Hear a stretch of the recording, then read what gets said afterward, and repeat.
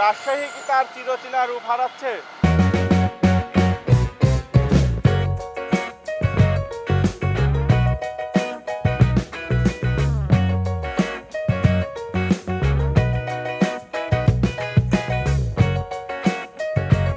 দর্শক, রাজশাহী কি তার চিরচেনা রূপ হারাচ্ছে?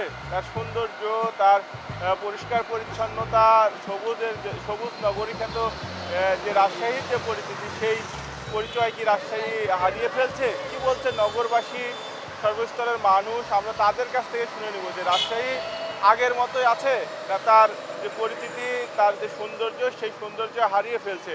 আমরা একটু শুনে নিতে চাই নগরবাসীর কাছ থেকে। রাস্তাঘাটে প্রচণ্ড নোংরা, অলিগলিতে তো একদম গন্তে হাঁটাই যায় না।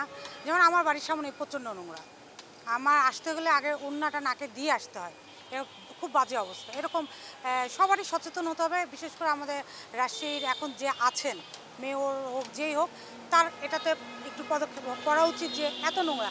আর ডেঙ্গুর যে এখন প্রভাব পড়ছে, এই নোংরার জন্য সবার বাসায় অতিরিক্ত মশা হচ্ছে, আর এতে আরও পরিবেশটা নষ্ট হয়ে যাচ্ছে। এত মশা সবার বাসায় যাচ্ছে, কোনো মশারও প্রতিকার নেই। বা আগে যে মশা মারার একটা দেওয়া হতো, ওটাও এখন দেয় না, যে একটা ওষুধ দেওয়া হতো, এটাও এখন দেয় না, প্রচুর মশা।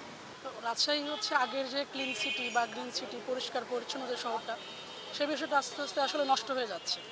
মানে এখন আর নোংরা আবর্জনা, তারপর হচ্ছে যে আপনার ফুটপাত দখল যে বিষয়গুলো আছে, আগে যেমন আমরা ফুটপাত দিয়ে খুব অবাধে চলাফেরা করতে পারতাম, এখন আর সেটা পাচ্ছি না ফুটপাত দখলের কারণে।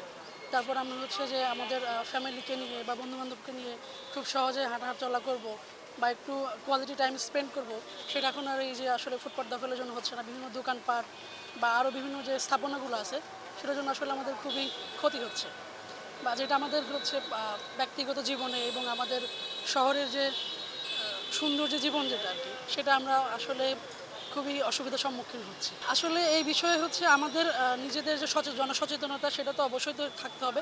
আর এর সাথে আমি মনে করি যে আমাদের হচ্ছে গভর্নমেন্ট বা সিটি কর্পোরেশন থেকে এই বিষয়ে আর কি কিছুটা হস্তক্ষেপ অনেক জরুরি, যাতে এই যে অবৈধ স্থাপনাগুলো বা যে দোকানপাটগুলো আছে, এগুলো তারা হচ্ছে একটা পরিকল্পিত যে জায়গায় সেটাকে নিয়ে যেতে পারে।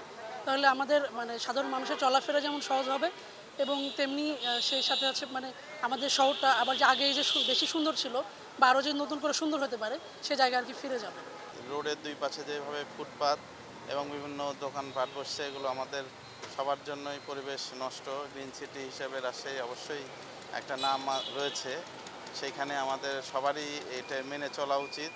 এবং বিশেষ করে ফুটপাতগুলি দখল হচ্ছে, এটা প্রশাসনেরও দৃষ্টি এই বিষয়ে দেওয়া উচিত এবং রাজশাহী শহরকে পরিষ্কার পরিচ্ছন্নতা রাখা উচিত বলে আমি মনে করি। যেভাবে ফুটপাত দখল হচ্ছে, এটা তো আগে রাজশাহীতে এরকম ছিল না আর কি। তো আমরাও দেখে আসতেছি যে বেশ কিছু জায়গাতে আপনার পয়েন্টগুলো ব্লক করে আপনার ছোটোখাটো ফুটপাতের দোকান হচ্ছে। তো আমার মনে হয় এগুলো কর্তৃপক্ষের দিকে তাকানো উচিত আর কি, পৌরসভার দিকে তাকানো উচিত। আর শহরের অবস্থাও তো বিগত দিনের চেয়ে দিন দিন খারাপ হয়ে যাচ্ছে। আমরা তো আসলে জানি যে রাজশাহী আসলে গ্রিন সিটি, তো আসলে গ্রিন সিটি তো আর গ্রিন সিটির মতো নাই, পরিষ্কার পরিচ্ছন্নতা নাই। আপনি আশেপাশে দেখলে বুঝতে পারবেন যে আসলে আশেপাশে ময়লা কীরকম। তো আমরা রাজশাহীবাসী আমরা আশা করি যে সিটি কর্পোরেশন আসলে হস্তক্ষেপ করবে। জাগো ক্লিয়ার করার দায়িত্ব তারা মনে করেন যে নিচ্ছে, করছে। জাগো দায়িত্ব ক্লিয়ার করা, তারা যদি সমস্যা না করে আর কি করবেন।